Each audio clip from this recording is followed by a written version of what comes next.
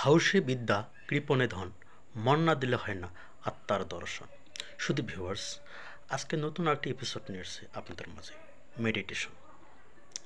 আচ্ছা, এর আগে আমি আগের ভিডিওতে দেখাই দিছি যে মেডিটেশন কিভাবে করতে হয়। আজকে জানাবো বা দেখাবো কখন, কোথায়, কিভাবে মেডিটেশন করতে হয়। কখন মেডিটেশনের নির্দিষ্ট কোনো সময় নেই, তবুও মেডিটেশন ভোরবেলা করাই ভালো। আমরা যারা সবাই কর্মজীবী, কর্মব্যস্ত মানুষ আছি, আমাদের এই মেডিটেশন করার নির্দিষ্ট কোনো সময় হয়ে ওঠে না, তাই আমরা যে কোনো সময় করতে পারি। কোথায় মেডিটেশনটা আসলে কোথায় করব? মেডিটেশন সাধারণত একটি নির্দিষ্ট স্থান, নির্জন এলাকায় করাই ভালো। কিভাবে করব?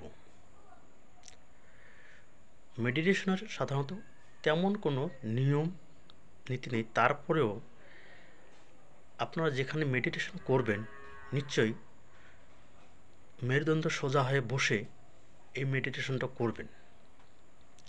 আর যারা আমরা সময় পাই না, কর্মজীবী মানুষ, তারা অফিসে বসে বা চেয়ারে বা টুলে বসেই এই মেডিটেশনটাও করতে পারেন বা সেরে নিতে পারেন।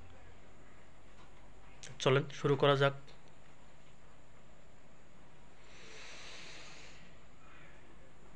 আস্তে আস্তে নিঃশ্বাস নিতে থাকেন,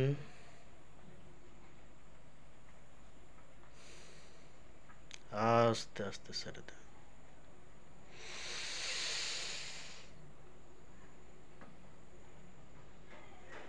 আস্তে আস্তে নিতে থাকেন,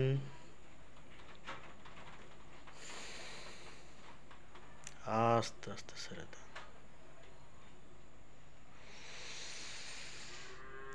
আস্তে আস্তে নিতে থাকেন, আস্তে আস্তে ছেড়ে দেন। রিল্যাক্স।